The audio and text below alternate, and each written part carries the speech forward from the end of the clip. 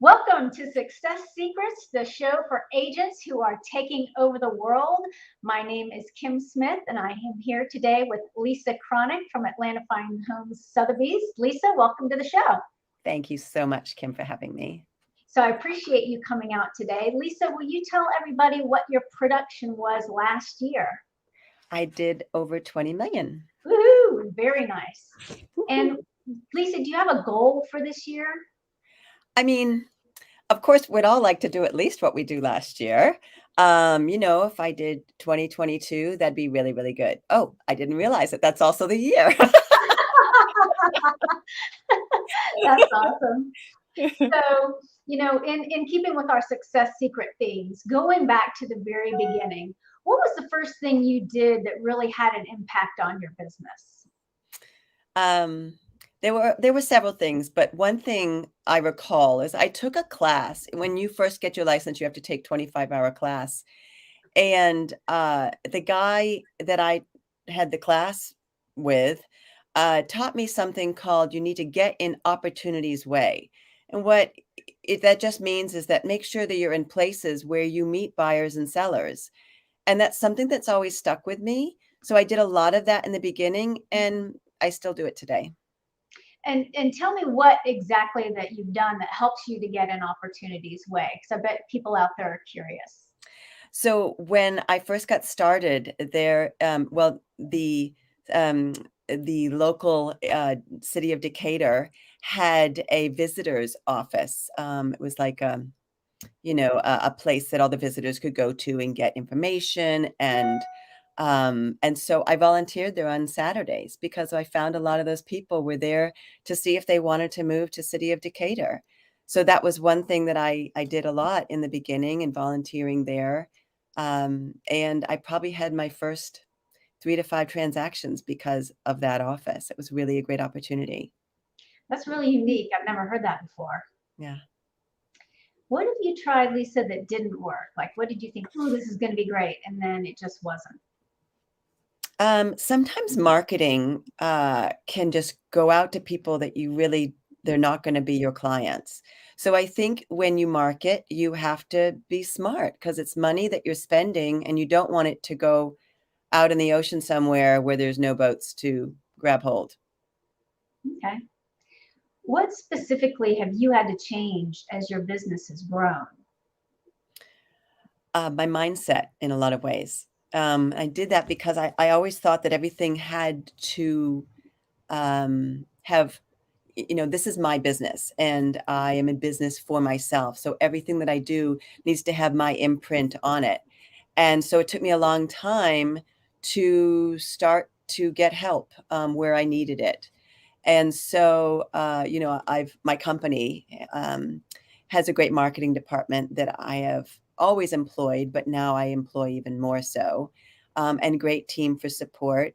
And I hired an assistant that was supposed to do a lot of things that she just wasn't. Um, I guess as it was spreading her too thin, and so since then, I have really focused on just having someone who does my contract to close. Yeah, and so speaking of which, Lisa, so you all out there may or may not know that Lisa is the client of the closing company. And Lisa, I can't tell you, and you probably might remember how many years I was trying to get you to come on board. Can I ask, what was holding you back for so long? And then what made you finally say, okay, I'm going to do this? Good question. So yes, your follow up, I should say, was excellent. I think I met you at a meeting that we had at our company in the in-town office and asked you a question or two, and you would probably follow up with me every 6 months or so. I'm guessing. I don't even know. And so I always kept you in the back of my mind, and I always thought, well, gosh, if someone else is doing that admin work, what am I going to do with my time? And it didn't. It really was an evolution for my business that I realized, well, gosh, if somebody's doing that, then I can do things that really bring business in and work with my existing clients and really spend more time bringing in business, but also keeping in touch with my current client base. So, yeah, so I got to a point where I just felt so overwhelmed that I finally had a mental white flag raised, and I called you. No, I didn't even. I think I emailed you and said, "Kim, it's time." And I think within an hour, I heard from you on the phone, and you said, "Great, I got someone I'm already gonna connect you to. I got perfect personality connection for you," because you already knew who I was and what I was all about and what a control freak pain in the butt I am. So you really had a great idea of who you were gonna connect me with, and it was a match made in heaven. Unfortunately, she left, but you, have been so good about connecting me with the next person, and there was never any time frame, when, the first one had left and the second one started, that I wasn't cared for because your systems are so good that the holes were immediately filled, and, there was no bump in my business, as far as hole in my business, I should say. Great. I mean, that makes me feel good. It's true. One more question along those lines about your clients, because I know that you are very big into client care. What Mhm. have your clients had to say about their experiences with your team, including us? Uh, you know, Let me back up a little bit because there were some times when, your helper, my now team member, would answer questions. But one of the things that I wanted for my clients, but one of the things I wanted was that that person was going to be an extension of me and my business. So I really wanted someone who thought the same way and spoke kind of similar as me. I want my clients to be comfortable. I want a warm environment when they're having a conversation or have questions. I want them to be cared for. And so, that was something that was really important to me. Did I answer your question? What was your question? What did they think about it? How did they feel about Absolutely. So I have asked some people before, well, Amy is who I work with now, and Amy and I have tweaked some things. Before that, Michelle and I had tweaked some things of, what she sends out to my clients in an email, or how she addresses some issues, what she includes. And so my clients have always let me know, "Oh gosh, yeah, Amy's great. She's been wonderful," or "Michelle was great." So, I feel like the level of service has been equaled, which was wonderful, and I think they feel really cared for. it? Great. So changing tack a little bit here, what's the biggest challenge you've had in real estate and how did you overcome it? Ah, biggest challenge in real estate, probably, I'm a controlling person, so maybe allowing the help that I needed. I think that was one of the biggest challenges, to realize that, um my business can get better when I have a great team that I can rely on, and I do, thank goodness. And what would you say is the most important lesson that you've learned in your real estate career? Lots of things, I guess prioritize, although I like to prioritize anyway, follow up, with people as quickly as possible, and, don't think about it too much or I'm not gonna go forward with something. Mhm. Sometimes you just have to go with your gut. And, by doing that, I think that your true self comes out, and, I think you're that much better for it. I love that. Go with your gut. So tell me about the person, book, or class that's been most influential for you during your career. I guess I have to go with mindset. It's a book by Dr. Carol Dweck, and, I read it from a class that I had taken, and mindset talks about how you can be a, you know, 2 kinds of thinking. One is that, your skills and talents are ingrained in you and that you can't really get any better. And the other one is the growth mindset, where you're constantly trying to work on bettering yourself. Um, as a sports analogy, McEnroe, the great tennis player, he thought that when he did not have a good match, that it was the weather, it was the ball boy, it was that he was sick. It was always something else that was the problem, and not him. And again, keeping with that, Michael Jordan, he was one who actually, I think it was his sophomore year in high school. He didn't even make the basketball team in high school on his 10th grade year. But every season, as soon as the season ended, he would practice more, practice the basics, keep trying to get better and better and better. And of course, we all know how fantastic he ended up being just because he kept that mindset. And I think that no matter what career you're in, what business you're in, that constant growth mindset is such a key to success because you always can get better and you learn from masters all around you, and you want to surround yourself with people who are great so that it washes over you as well. Be surrounded by people, be surrounded by good reading, be surrounded by everything that makes you better, and get rid of the things that don't. Yeah. And this is on a totally different note. What's the weirdest thing you've seen or has happened to you when you've been showing houses? Oh, you probably have so many stories. I was a newbie and my clients were coming in from Florida. So they drove in and this couple was staying with his sister. And so they had this minivan of the two of them, the parents, the sister and brother-in-law, and the two kids. And I had called about seeing a property that was a really nice property in the Buckhead area. And I had gotten approval from, of course, the agent and whatnot. And so the code that was to open the gate didn't work. So I was trying to think on my feet, and there was one of those gates that wasn't a metal; it was kind of a wood, and you could push forward a little bit. And I said, "Okay, everyone, we're going to squeeze in here." So we squeezed in the gate, and then we got up to the front door, and there's a lockbox there. And so I open up the lockbox and I open up this door. It's very hot inside, and there's really loud music, rap music playing. And I'm just like, okay, what's going on? So my clients went left. I went right. I was going to try and put on all the lights. And I get into the primary bedroom and bath. And all of a sudden, I have this woman with wet hair and a towel around her saying, "Who are you? And what are you doing here?" And I said, "Oh, I'm so sorry. I'm Lisa Cronic, and I'm showing property. And I spoke with the agent here, and I got permission to show it. And you know what? We'll just wait outside until you're ready, and then we'll just wait for you to be finished, and then we'll just come on in and see it."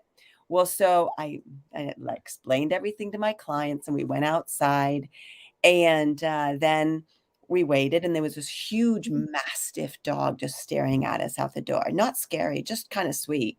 And I just kept thinking, okay, who is going to be opening this door for us? And of course, I kept trying to call the agent, and I called the agent, and I called the agent, and I called the agent. And eventually, I talked to the agent, and he said, "Well, so here's the thing. The home is actually owned by this guy, and he's been allowing his ex-girlfriend to live in there free. So, as you can imagine, this ex-girlfriend really doesn't want to sell that home. So she makes it as difficult as possible for any agent to show it. So I didn't get into that home that day. We never actually did, and it didn't end up being the best situation for them anyway. So yeah, that was a really big surprise when I showed property that day. Wow. Word to the wise, don't take a listing of somebody who's got an ex-girlfriend that they feel guilty about. Yeah, exactly, exactly, exactly. That's awesome. Mhm. So Lisa, tell me a little bit about your morning routine and what do you eat for breakfast? What do you do? How do you get started for your day? Okay, so my alarm goes off at 6. I pop up like toast. I get myself ready to work out. And then I go downstairs in my lower level of my home and where my Peloton bike is. And I work out from about 6:20 till about, I don't know, 7:30, quarter of 8. Depending on what I do. Sometimes I'm only doing the bike. Sometimes I do some boxing. Sometimes I do strength training. Sometimes I do stretching. But I try and do cardio, I try and do core, I try and do stretching. And then I end up with at least 20 minutes of stretching to, cool me down, as well as the stretching that I do before I do anything.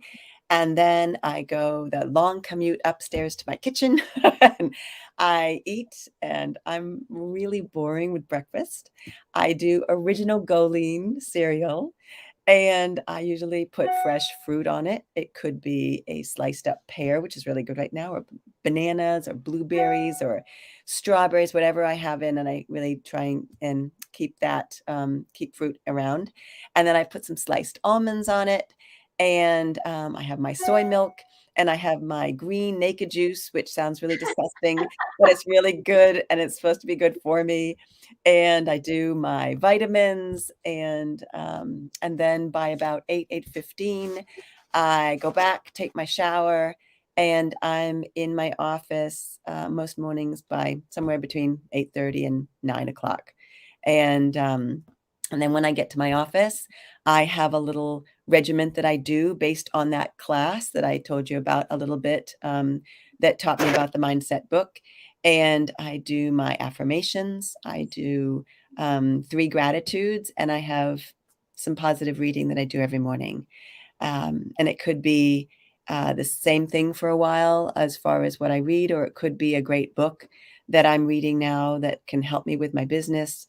And then I, at that point, finally open up my computer, turn on my phone, and start my day. Yeah. Wow. That sounds like a really healthy, great way to start the day every day. It's been really good. I've been doing that for a long time. Yeah. Good habits. If you could give one piece of advice to a new agent, what would that be? Show up, you know. When the alarm goes off, you get up. When the workout starts, you're there. When your clients are trying to reach you 9 o'clock, you're there. You show up. You start every day as if you have a whole lot going on, even if you don't. My husband used to ask me all the time, "Oh, you have an appointment this morning?" Sometimes I'd say, "No, I don't." "Oh, well, you're all dressed up." I said, "Well, I could get a phone call or see an email pop up, and I got to make sure that I can get out of the house in 10 minutes at any given time. So I do make sure that I'm showered in the morning. I do make sure that I'm ready to go. My makeup is on if that's what I'm doing that day, and that I can really run out the door, maybe put shoes on rather than the slippers or whatever it is, but I can run out the door in 10 minutes. And that's the biggest thing, I think, for any newbie, is to make sure you're present and just show up. Yeah, I love that. And one last question for you, Lisa. Do you have a motto or words that you live by? I don't know if you can see. I have actually. Yeah, that's right. Okay.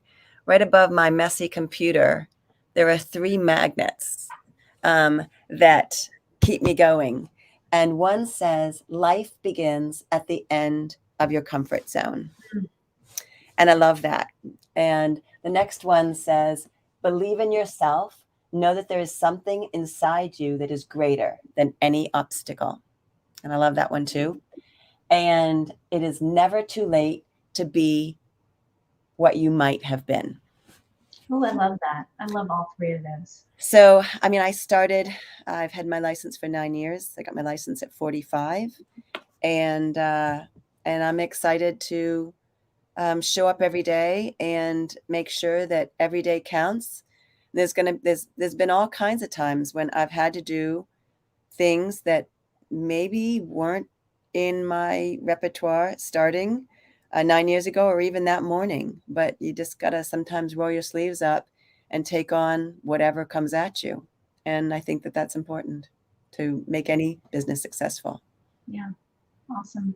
Well, thank you so much, Lisa. Everybody out there, this has been such a great interview, especially because I think we've heard today, the mindset that goes into being successful, the habits that go into being successful. And Lisa, I really appreciate you sharing all this with us this morning and taking the time. So thank you. You're so welcome, and thank you. It's fun to talk about some of these things that you kind of forget about, you know? Yeah, So thanks so much, Kim. thank you. Have a great day out there, everybody. Bye. Bye.